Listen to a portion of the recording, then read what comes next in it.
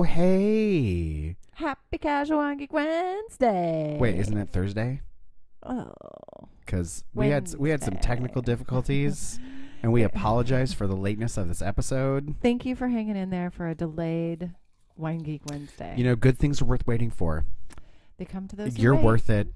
You're welcome. You're welcome. You have patience, which it's a virtue. I don't have that patience. I don't have that virtue. Okay, so God bless you.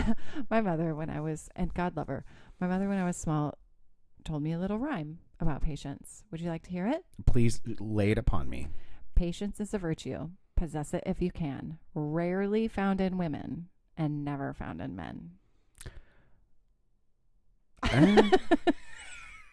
I kind of can't disagree with that. Yeah. Cheers. I'm a man and I don't have patience, so I mean, happy that's a Lambrusco thing. Day. So we're talking about Lambrusco, which is one of my absolute favorite things, and I feel like it got a really bad rap for a really long time because the stuff that was getting imported to the United States was very sweet. Well, first of all, it was very syrupy. It was very cheap. Let's go back. You have to go look up those ads on YouTube. I'm going to find one and I'm posting on our Patreon page. Those ads on YouTube about Lambrusco in the 80s were amazing. We only got like 2 channels on our TV, so we probably didn't get those ads. Oh, God, they were amazing. You've seen the ones on YouTube, though, right? No. Like skiing and... No? No. Oh, okay. All right. Well, you'll find out with everyone else. I'm into it. Hey, you know what? I'm in this ride just like along. They're totally 80s. It's the best of the 80s. Anyway, Lambrusco. That's what we're talking about today. I was looking at pictures of my sister and I recently. Something came up on Facebook. Like she posted a thing like 2 or 3 years ago, a picture of us as kids. And, you know, the whole like, oh, this thing happened 2 years ago. Yeah. So I was like, oh, man. Because she has like the Shirley Templest of ringlets. It's crazy. I think that if you grew your hair out, you would also have Shirley Temple ringlets. Well, I wouldn't say Shirley Temple, but I've definitely got some body yaddy. That's for sure. It kind of rained a little bit today, and I walked outside for one of my accounts, and all of a sudden, I swear I could feel my hair like hello, like curl up. It was kind of warmish today. It was a little humid. Nice. There was a lot of moisture in the air, and my hair has a tendency to like really define the curls when it has a little bit of moisture in the air. Yeah. It's very I look a bit like a popple. A Fraggle. Also that. Maybe a Muppet. We don't know. My dog's a Muppet. It's like father like son. I got a wonky eye and a snaggletooth. Douglas the wine dog. Oh, hey, that dog. I love him so much. He just had his checkup. I know you're all worried. His blood reports came back awesome. His red blood and white blood cell counts are great. His kidneys are performing at optimum. Optiming. Government brioches. Hey, I'm a doctor. Yeah. And Lambrusco. And Lambrusco. That's what we're talking about today. Way to get me to focus. Right back on track. I'm so tired.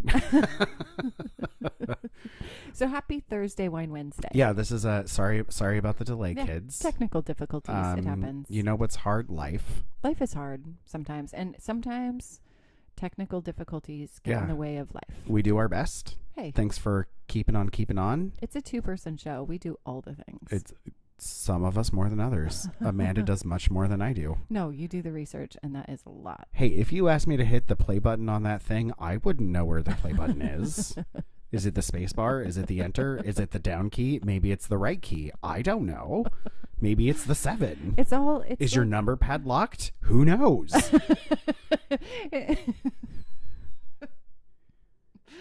No? No, you're right. You're absolutely right. Earlier I almost knocked something over. Oh yeah. And thankfully it was not a breakable thing. And what did you say? Oh no. But there was something after that. I don't remember. Something about a limp something. Oh, your microphone fell down. Oh, right. And so it fell over, and then I hit my microphone trying to save the thing, and she was like, oh, honey, you have a limp microphone. And I was like, well, at least I don't have a limp dick. Just a limp wrist. But I'm ching. I'll be here all night. Thank you. Tip your waitress. Try the special. Hey, I think I'm funny. Lambrusco thinks I'm funny. Okay, so first of all, we're talking about Lambrusco, which we had ample experience tasting when we were in Italy together. This is true. So Lambrusco is this awesome thing, like I mentioned, that has gotten a bad rep for a long time. It's a sparkling wine from Italy. If you like bubbles and you like delicious things, Lambrusco is for you. Literally made for you. Yeah. It is not gross. It is not sweet, and nor is it cheap. No. We are drinking quite a few delicious Lambrusco today. Sipping. We're tasting. We're not drinking. Right. Yeah, because we're ladies. We're classy. We had lovely days today, so we are sipping like ladies. Yes, like ladies. Pinkies in the air. Absolutely. Pinkies in the air. Judging everyone over the rim of your glasses. With the perfect glassware. Mm-hmm. So Lambrusco comes in. There are multiple varietals of Lambrusco. Lambrusco is not just one grape. There are different kinds of Lambrusco, similar to grapes, Pinot right? Noir. Oh yeah, okay. Right, so Pinot Noir has a lot of clones and a lot of things that do well in different places based on different soil types or weather or climate or a lot of things. The same. Chardonnay has different clones. Right. Yeah. For sure. So Lambrusco tends to have kind of medium plus to minus high acidity. It can be kind of an acidic beverage. Yep. Tends to have low to medium tannins. It's not very dry. Yep. The body tends to be light to medium. It can be kind of hefty, but for the most part, it should not be a really... sparkling Shiraz to me is much more it's heavy. Dense than Lambrusco is. Yeah. Still a sparkling red wine. Mm-hmm. It's not super boozy. It tends to be about 10.5 to 11.5%. The acidity is usually pretty spot on too. Yeah, absolutely. Which helps keep things kind of in check. You know what I love about Lambrusco is in a very similar way it reminds me of Beaujolais, where it's kind of like this beautiful but not too heavy, not too tannic, not too weighty. It's a great food wine. Yeah, Lambrusco is a fantastic food wine. Well, and so Emilia Romagna, which is where Lambrusco comes from. Oh God, I love that place. Which is such a fantastic part of Italy where a lot of really good food also comes from. Yeah. If you're going to Italy, you have to go to this particular the food in that place is amazing. That was the best food that we had on our trip. I agree. In Emilia Romagna. I agree. Yeah. It's like it was mind-blowing. And it's a county, not right? It's a county? No, Emilia Romagna, like the Veneto or Tuscany or Piedmont. It's an area. It's an area. It's one of the I don't state's the wrong word, province is the wrong word, but it's a designated area. Right. Like Umbria is a designated area, right? Like Apulia is a designated area, Sicilia is a designated area. Well, one of the things I dig about Lambrusco is you can find it ranging from very, very dry to very, very sweet. And it runs the gambit, really. I mean, you can find a Lambrusco on every part of the spectrum of the dry to sweet. Yep. And you can find the same producer doing a very dry, like we have. Yes. To very sweet. Yes. Yes. Which we've sat at a Lambrusco producer in their warehouse and got to taste, I want to say like 7. Yeah, there was 8. 7 or 8. And all the glasses were all lined up. And it was a from lot. Dry to sweet. And it was awesome. And that gentleman was so... Oh, he was very handsome. I was saying kind, but he's also very handsome. He can pour me a glass of Lambrusco any day of the week. I have a picture of him on my phone. Well, and then when we were done, after getting to talk to him and kind of we got to talk to some of the folks working in the production folk, who were really funny. They were really funny. And afterward, what was great is at the front of their production facility, they had essentially a bottle shop. And so we just were like, oh, well, hey, we're here. Let's grab some bottles. Right, because we still had a week left in Italy. And then a week in Paris after that. And so we ended up with, I personally bought, I want to say like 5 because they were all €250, €350. No money at all. €5. Like it was so affordable, which is what I really appreciate about Lambrusco is that it's inexpensive and delicious. It's delicious.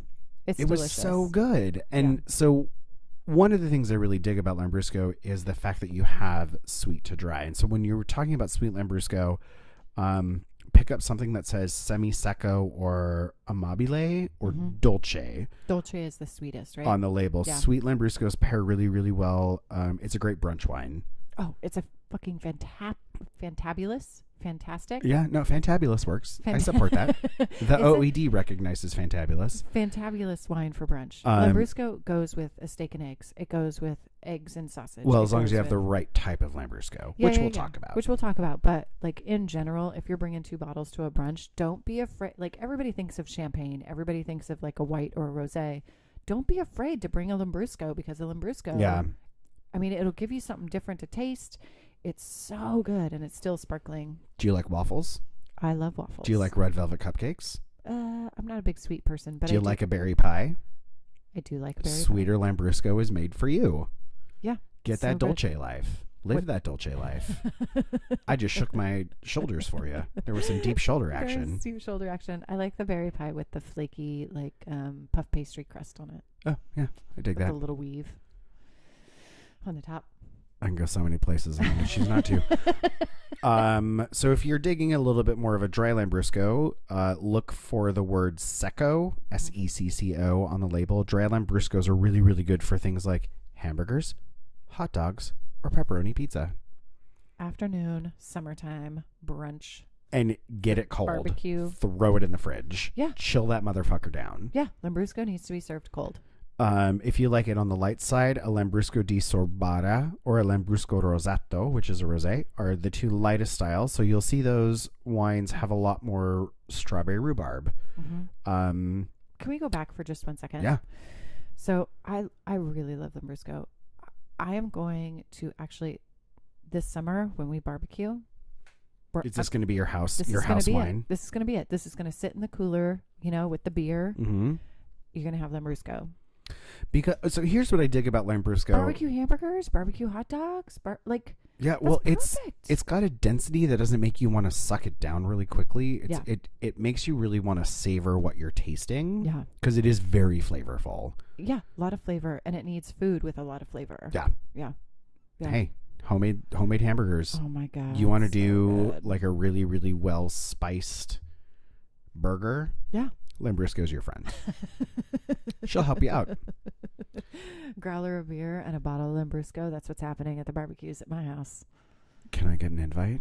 You're always invited. You have a key. What are you talking about? I just don't want to assume that I can just show up to a party. Show up whatever. I mean, I'll have 2 bottles. Why? Because you always take 2 bottles. Nobody will turn you away at a party if you show up with 2 bottles. Well, and they're both going to be bubbly, so you're welcome. And chances are, if you invite me to your party, I'll bring more than 2 bottles. Yeah, absolutely. As we've seen at Thanksgiving. Yeah, you took 10 bottles to one place and 8 bottles to here. Yeah. Hey, I appreciate people that cook for me, and I will repay you in kind. In wine. With delicious vino. Oh my God. You're welcome. Yeah. The Lord's gift. Passing it on. So we're talking about light Lambrusco. So you like something that's got these like strawberry rhubarb flavors with kind of bright acid and very little tannin. Yeah.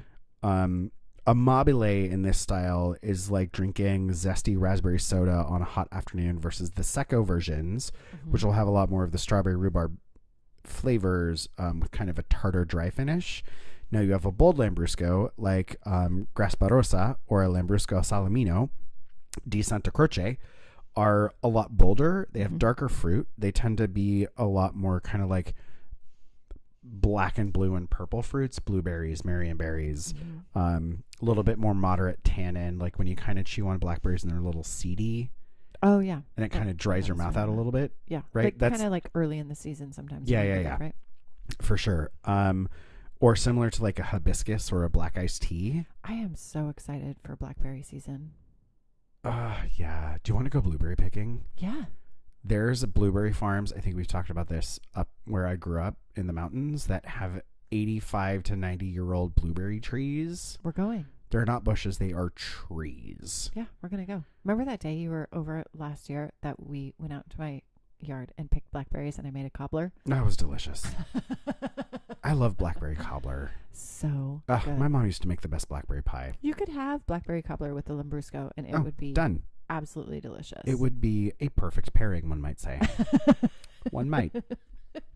Well, so you've got these like moderate tannins with a bolder Lambrusco, Graspa Rosa or Lambrusco Salamino, di Santa Croce. However, when you have that style in their Amabile, they're more creamy and a little richer. Mm-hmm. That berry sauce is balanced with the amount of tannin on your tongue, so you're not too sweet or too dry. It's just kind of that perfect middle of the road.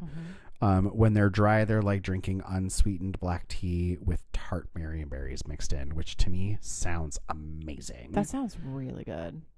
Yeah. So the sweetness levels of Italian sparkling wines are secco, which means dry, Mm-hmm. semi-secco, which means off dry, so a little bit of sweet, or amabile or dolce, which is going to be very sweet. Now, here's a kicker.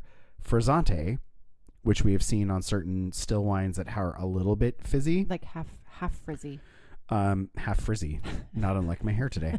I meant, yeah. Has only about 1 to 2 atmospheres of pressure in a bottle. Now, Lambrusco usually has about 3 to 5, where Champagne has 12. 7. 12. It depends. It depends, but 7. Champagne has a lot. So that's going to talk to you about how bubbly your thing is going to be. Yeah. So, and it also can speak to how it's made, right? Because champagne is made in the bottle.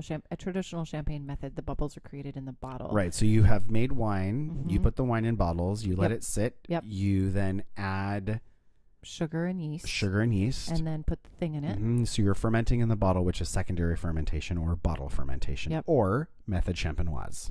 Method champenoise, which is traditional. And so the bubbles in the bottle can create, when you make bubbles in the bottle, it can create more force, PSI, than compared to the pounds method per square inch. Yep, the method in which they make Lambrusco, which is the Charmat method. Correct. So also known as the tank method. Yeah. Which is similar to how they make beer, right? Yes. So you create the bubbles in the tank, and that's actually a really good segue because this is the next thing that I've brought up to talk about. Oh, awesome. Look at me. I'm on point. Cheers to you, my friend. Hold, please.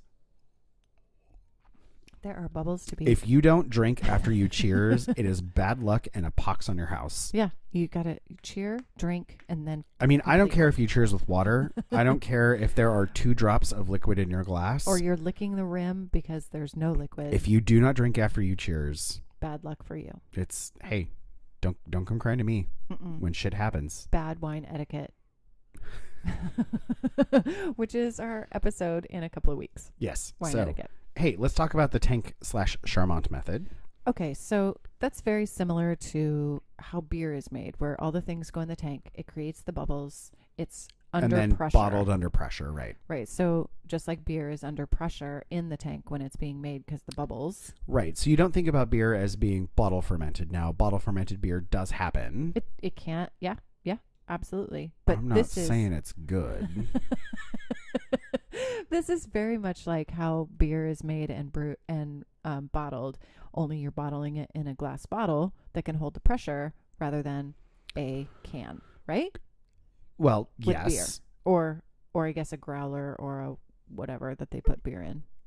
Beer also goes in bottles, not just cans. Oh, that's true. Right. I forgot. Yeah. So, I mean, it just has to do with kind of I don't know the PSI average of a bottle of beer, but I'm going to guess it's probably similar to Lambrusco and is not going to be as bubbly as champagne. Because you're not bottle fermenting. Have you ever seen a Lambrusco in a can like a beer? Because No. I know that they're bottling wine now in Tetra Paks and cans. I have not. However, I have seen Italian grapefruit wine coolers. Yeah, that doesn't count. That apparently one of the buyers that I work with says that it's amazing. Really? Yeah, he's like, it's actually kind of been going on in Italy for a long time. Are we going to have to do an episode on wine coolers? Fuck yeah. Do you know one of the first times I got drunk was on wine coolers? We're doing an episode on wine coolers. I mean, you have to drink a Stay lot tuned. of wine coolers to get wasted, but, you know. We're going to pick the nice ones. I mean, we did a whole episode on $7 wine. With Yeah, let's Tetra do wine Paks coolers. I'm into it. Wine cans. I hope you all are into it because, you know. We're into it. We're going to do it. Maybe skip that day. Don't skip that day. Don't skip that day. It's going to be hilarious. We're Okay, so we're fermenting in a tank. Yep. We're bottling in glass. So so Charmant/tank method is Mhm. another word in the wine world that has to relate to sparkling wine. So champagne can only happen in Champagne. However, in the rest of France, we refer to sparkling wine as Cremant de area Wherever that it comes from. Yeah. Mhm. And Cremant Now, is basically like sparkling or wine. bubbly from Loire or Alsace or wherever in Bourgogne France. or Burgundy or Loire or wherever the fuck ever. But So when you go out of France, then it's a sparkling wine. Like it's an Oregon sparkling wine, or it's a California sparkling wine, or it's a Australian sparkling wine. or Cava or Prosecco or Lambrusco or Yes, there's different names for different things when you get out of that area. correct. Yes. So tank method is also referred to as the cuvée close or the Charmant method. Now, it is different from traditional fermentation, as we've talked about, because that type of fermentation happens in the bottle. Yep. Tank method takes place in a large, closed, pressured tank. Yes. So in the tank method, it still goes through 2 fermentations. Right. You ferment the wine to make wine, and then you do a secondary fermentation in the tank to create the bubbles. And generally, when you're doing a tank secondary fermentation, the first fermentation still happens in a tank. It's just in a different tank. Yeah. Yep. So you have the first fermentation, usually in a tank. Yep. The base wines are placed in another sealed pressure tank, and there's a mixture of yeast and sugar that is added to induce a secondary fermentation. Yep. Now, as the tank is sealed, CO2 is produced during the second fermentation that cannot escape and is trapped in the wine, i.e. the bubbles. Same as still secondary fermentation like champagne, just larger vessel. Yep. Mm-hmm. Right. And you're not serving out of the secondary fermentation thing. The holder. Correct. Yeah. I'm trying to make it like understandable. Yeah. I have questions when you're done. Perfect. I love it. I have answers. I hope. So in contrast to traditional methods of making sparkling wine, the tank method undergoes a lot less lees contact, which we call autolysis. So right, because you don't have the surface area of the lees that you would in a bottle during a traditional method. Right. Yeah. So you've taken the lees, which are the spent dead yeast cells after they eat the sugar to create the alcohol. Mm-hmm. They drop out, and when you have, that's what creates like those toasty, yeasty brioche notes in champagne. Not government brioches. That's that like kind of bready, heavier mouthfeel in a champagne. Right. Yeah. And so, however, this does not always have to be the case because people have introduced paddles or agitators that are placed inside the tanks to move things about so that the lees come into more contact with more liquid. The surface of more liquids. Yep. After the secondary fermentation is complete, you have the wine is then fined and filtered as per normal to remove the lees and any other sediment. And then at this step, the dosage, which is the mix of sugar and wine that defines whether it's going to be brut, demi-sec, or sec, so dry, kind of sweet, super sweet, gets added to the tank, and then the wine is bottled under pressure. So you're adding that wine to take care of things that you have lost. Yes. So here's the part that you can get confused on. Sec in champagne is the sweetest. Yeah. Secco, with an O at the end, is the driest Lambrusco. Correct. Yes. And dolce, which is like the dessert, is the sweetest. Correct. In Italian hierarchy of sparkling wine. In Italian Lambrusco. Yeah. And so there are a lot of advantages to the tank method. You want to talk about expense? Way cheaper, way less expensive, which is why you see Prosecco being more affordable than highbrow champagne, because you haven't spent the time, you haven't paid someone for a year to turn your bottles. Yep, because it's all in a tank, and Prosecco's made in a tank. You also have the ability to produce a large amount and bottle when you need it, whenever you want. Yeah, it's not based upon. Yeah, absolutely right. And there's nothing wrong with that. That's an absolutely okay thing. It's similar to beer. Beer can be vintage. Right. It doesn't have to be. And a vintage doesn't define the quality of the product. And there's such a variety of beer, right? You can go from like a Pabst Blue Ribbon or a Rainier all the way up to craft beers that are, $30 a bottle. It's the same with any sort of sparkling, right? You can do a sparkling for $6-7. You $5. can. You can go all the way up to thousands of dollars for a. I wouldn't drink a $5 sparkling wine. You can get cava on sale for $5. Okay, now that's on sale. Yeah. We're not talking about like Andre at the gas station. Don't do that. Listen to the gas station episode and don't do that. I wax poetic about my hatred of Andre. Like, we'll just leave it there. It's not right. And it's a funny episode. It's not right. You've made it this far. You should listen to it. So Lambrusco, it's delicious. It's fun. It's great. There are 6 different types of Lambrusco grapes. So can I ask you a question about the Charmat method? Yeah, for sure. So, before we move on to the next thing. So there's traditional method that is done in Champagne. Yep. And other sparkling producers around the world. Yep. There is Charmat method, which is done to make Lambrusco. Uh-huh. Prosecco. Uh-huh. A half dozen other places. I mean, pick right? your whatever area of production. And then there's a third way to make sparkling called the transfer method. Listen here, Australia. Which is I just waved my finger about. It's done in Australia, and it like, why make things more difficult? That's now, I did not do any research on the transfer method, which That's is okay, like Lambrusco isn't made in that method. Weird half bottle fermentation in one. You're adding extra steps. It's just you're cleaning out the bottle. I mean, it's just. We'll talk about it at another time. Yeah. I have no more love to give today. See this valley of fucks that I don't have. Right. So. I'm clutching my pearls. Okay. Charmat method. Very light tannins, sparkly, delicious, Italian. Can be sweet, can be dry, can be dry, things in the middle. It's the gamut. Well, and so now all of these, there are 6 different common Lambrusco varieties. Are those different grapes or the varieties of the single grape? So you have Lambrusco. Yes. And then you have 6 different types of Lambrusco. Perfect. Okay.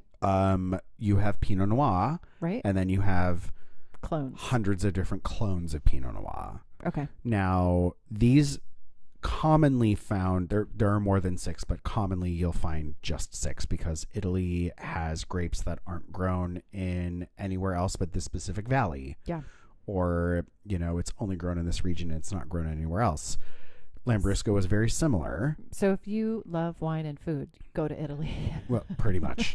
That's full stop. Yeah. So we've talked a little bit about some of these. So you have Lambrusco Grasparosa, you have Lambrusco Maestri, you have Lambrusco Marani, you have Lambrusco Monterico, you have Lambrusco Salamino, and Lambrusco di Sobara. Now, Lambrusco di Sobara, which is lightly colored, kind of fragrant, really good, vibrant, high-toned acid, is the most refined Lambrusco that is grown in the area. So most popular that is made into Lambrusco. It's that you would purchase. Yes, so it's made around the village of Sobara, which is north of Modena, of the famous balsamic. Oh my God. Which we've been to. Can we talk about that for a second? Sorry. I'll take a side trip to Modena and talk about balsamic vinegar for hours. We went there and we went to this place and we tasted balsamic, and they had very similar to a Solara, like sherry system, which we're going to talk about sherry, but don't call me Shirley. Sherry. Yeah, don't call me Shirley. That's the name of the episode. It's coming up. And it was over 500 years old.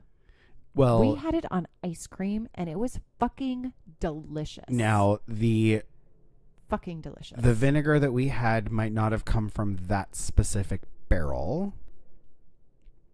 True. What happens? But the system. So what happens is every vinegar producer, vinegar is made from grapes. Fun fact for those of you who don't know, Uni Blanc. It is. They transfer, so you have, let's say, 4. It's a fractional transfer between barrels. Yeah, you have 4 barrels, each one smaller than the one before it. Yep, because of loss. You have the largest barrel, and this house decided that in the largest barrel, when they first start aging their vinegar, they like it aged in walnut. Yeah. So then the next barrel down, It's let's not say, walnut. is ash. The barrel after that, let's say, is cherry. And then they also like to finish with walnut.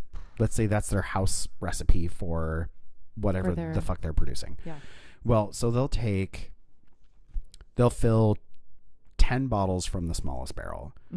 From the barrel before that, they'll fill the space that they have emptied into those 10 bottles Fractionally from the barrel before it. They will then fill that second barrel from the third largest. They'll fill that third largest from the fourth largest. So you're taking...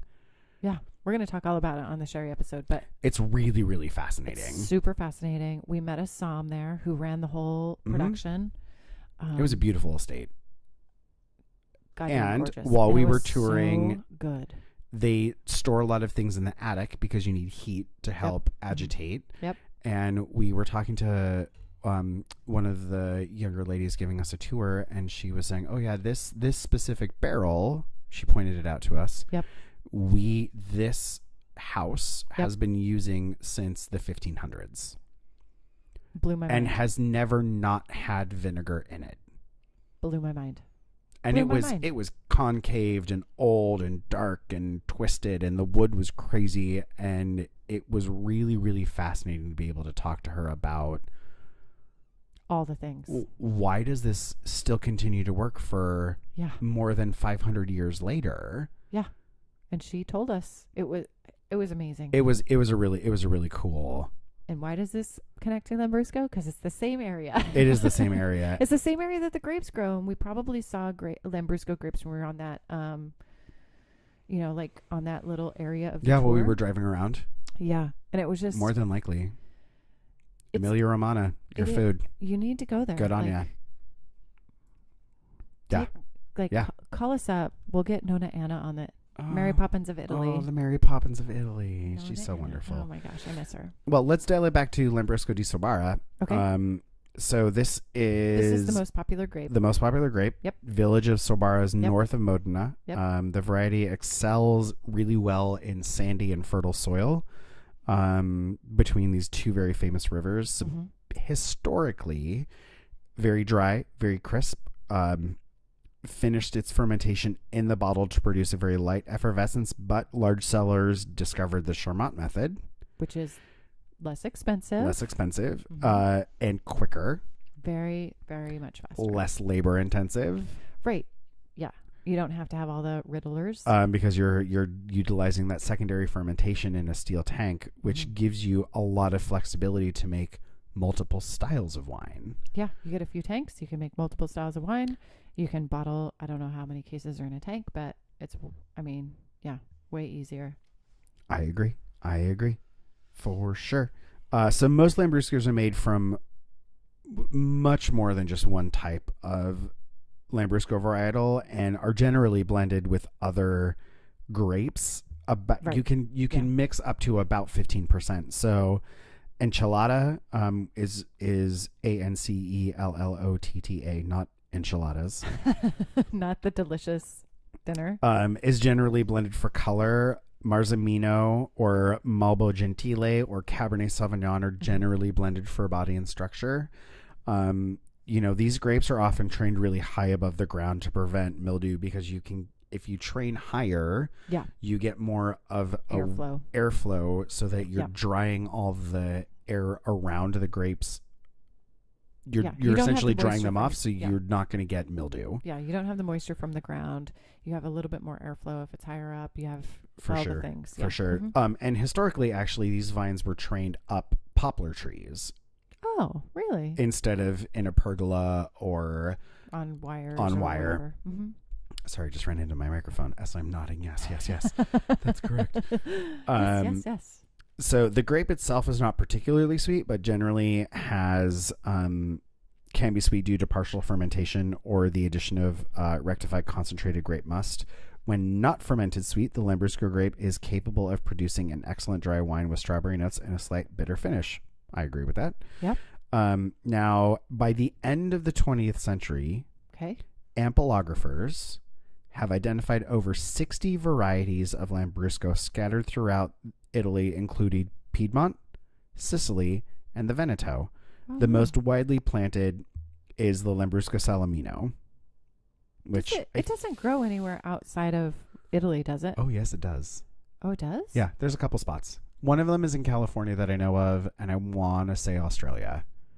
Yeah, I guess the climate and would support something like that. Yeah. Well, and so within Emilia-Romagna, there are definitely different areas that certain types of Lambrusco tend to thrive more than others. So Lambrusco Grasparosa is the smallest producing wine region, which is south of Modena. So we just talked about north of Modena for Di Sobara. Yep.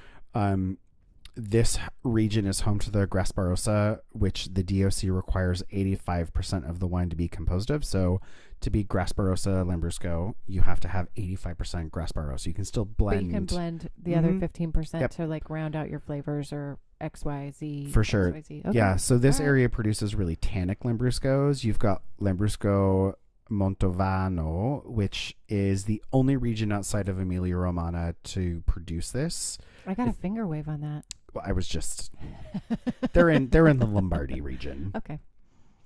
This style tends to be a little bit drier, but they do make a couple semi-dry versions. Lambrusco Reggiano, which is the largest producing region of Lambrusco, famous for also Parmigiano Reggiano. Oh my God, it's so good. Which we had a lot of. We went to a producer.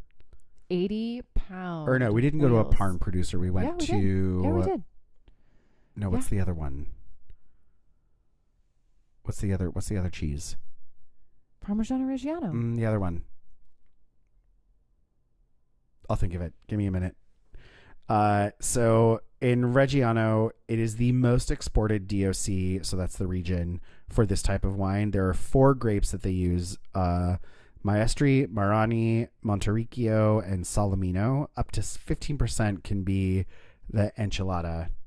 We went to a cheese producer. Yes. Ambrosi. Yes. Ambrosi. Okay.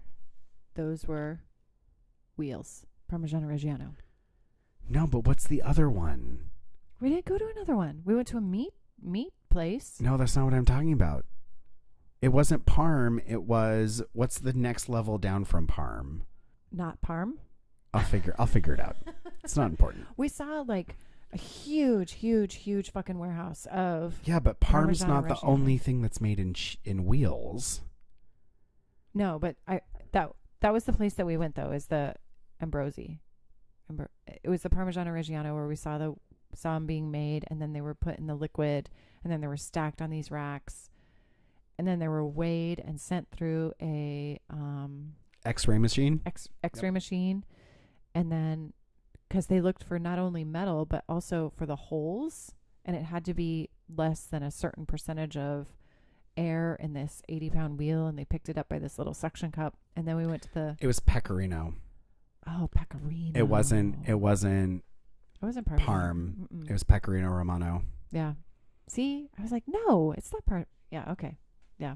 Maybe I'll put some pictures from that. I think place. they also made Parm, but the stuff that we saw was Pecorino. Pecorino. Yeah. Okay. Because they gave us the little triangles. They gave us all little individual packed triangles of cheese. Speaking of individually packed things in Italy, olive oil in like a ketchup container, like a little like to-go ketchup thing. Who knew you needed that? I didn't know. I need it in my life. Apparently, I need to order some. Olive oil on the daily. Yeah. Get it. Sorry, I didn't mean to segue, but I fucking love Italy, and Lambrusco makes me so happy. Yeah, me too. It brings back good memories for sure. So Lambrusco Salamino di Santa Croce, which is about 7 miles west of the village of Sobara. Yeah, that You're was welcome. really impressive. Yeah. Hey, I got information to share with the children. Okay. All right. Are you sitting around the fire? I'm gonna drink. Do you have your juice. wine? Can I tell you a story? Yeah, we're a day late, so you know what? Tell me a But story. more than $1 short, less than $1 short. Day late and $1 short. I tried to make a joke there. It failed miserably. Don't pay attention to the man We're behind the worth curtain. more than $1. If you have $1, sign up for Patreon. Oh, yeah. Hey, nice segue. So Lambrusco de Salamino de Santa Croce, which is outside of this village of Sobara, these wines tend to be about 90% of the local Salamino. The wines are typically lighter in color and body with a frizzante style. Half bubbles. Half bubbles. They do semi-sweet as also dry versions. Now, the varietal gets its name from the resemblance of the grape clusters to that of sausage or salami. Real long and cylindrical grape clusters. So they're not going to like branch out high on the top and then come to a point. So they're not going to look like a triangle. They're going to be more like cylindrical. How funny is that? Yeah. They have a name like a salami and they look like a salami. Yep.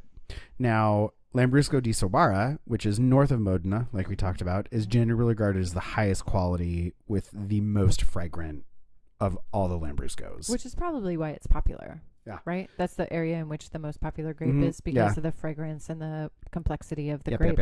It makes a really great sparkling wine. Yeah, it's really... Don't fucking forget, this is made from grapes. If the grapes taste good, the wine will probably taste good. Also true. Yeah.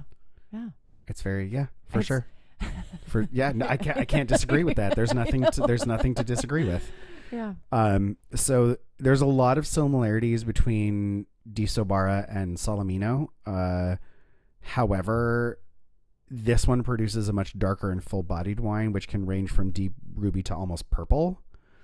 In the wine region, only Sobara and Salamino are permitted in this DOC, with at least 60% needing to be Sobara. The Salamino and Sobara varieties tend to produce the most acidic wines. Of the reasons why Sobara tends to produce the highest quality Lambrusco is the tendency of the vine to drop its flowers, which reduces fruit yields and concentrated flavors. Delicious. Yeah. So not all the flavors make it to fruit. It drops a bunch of the flowers off. It's very similar to the like the pruning that happens in the vineyards to drop. Because you don't want your grapes. Yeah. You don't want too many bunches producing buds because you don't want all the energy to be expended to potentially low quality grapes. Yeah. Right. Yeah. Absolutely. That's all. Okay. Cool. Wow. I love Lambrusco. Me too. I think it's delicious. And we're drinking Clito Chiarli. I think it's Chiarli. We talked about this. Chiarli. Clito Chiarli. I think it's Chiarli. And this one, we're drinking the Grasparosa di Casta, whatever. It's a Centenario. It's 1860 to 1960. It's celebrating 100 years of Lambrusco making. Yep. It's our final Lambrusco of the evening. Yeah, and it's delicious. It's so good. Referred to as a semi-sweet wine of intense red color, the wine has fruity aromas and all the grape fragrances can be felt. Lively and fading bubbles are of a marked rosé color. So it's when you kind of look at the top of it and you see those really, really small bubbles around the rim, and they're just like this kind of brighter, intenser pink. Mm-hmm. It's very smooth. Makes it surprisingly pleasant, though avoiding excess. It's a captivating wine. This particular producer makes quite a few different types of Lambrusco. I've had their rosé that they make. Yeah, it's so good. It is amazing. We've had it, I think, with Mexican food, actually. Yeah, that sounds right. Yeah. That sounds totally right. It's very inexpensive, and it is goddamn delicious. Yeah, you can find some really, really good choices, and go to a small bottle shop or even go to the grocery store and there's Lambrusco look for those words Secco, Amabile, or Dolce. And if you want it on the dry side, look for Secco. Mm-hmm. If you want it on the sweet side, look for Dolce or Amabile. The only way I remember this, because I get very confused with champagne, is because Dolce is like the caramel dessert. Right. That's Dolce de leche. Yeah, that's the only way I can remember it, and because I get confused with the Secco and the Sec of champagne. Italians and the French like to make things hard. They don't like to really agree on anything. Yeah, that's why I love them both, is because they argue a lot. Okay. All right, fair. You know, it's like there's something that I love about both of those countries and the food and the wine. But they're always competing and they're always arguing, and I love it. Yeah. I think it's amazing. It makes them both better. Well, I mean, each one has such a long, awesome tradition of winemaking and a lot of history. There's a lot to be proud of there. Absolutely. You know, what you have done has influenced how the world drinks. Yeah. Be proud of that. Yeah. Italy, you're a Lambrusco. God bless you. Thank you. It's a great beverage. I appreciate what you've done for my palate as well as the palate of all my friends. Thank you for serving the world. Doing the Lord's work. You're doing it. You're doing it.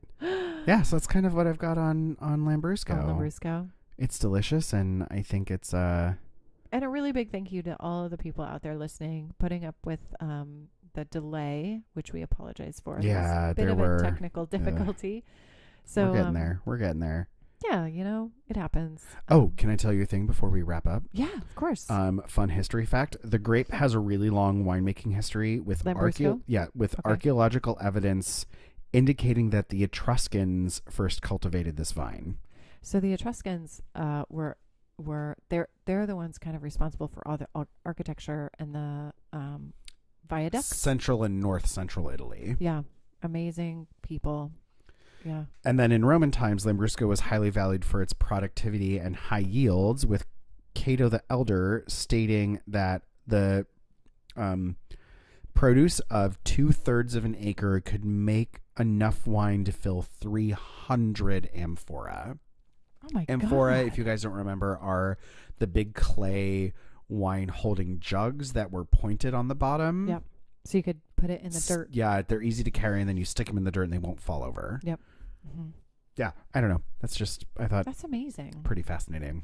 I love it's Italy this grape's been around for a long time. A long time, and they've done a lot of grape things with it. I can't even with you.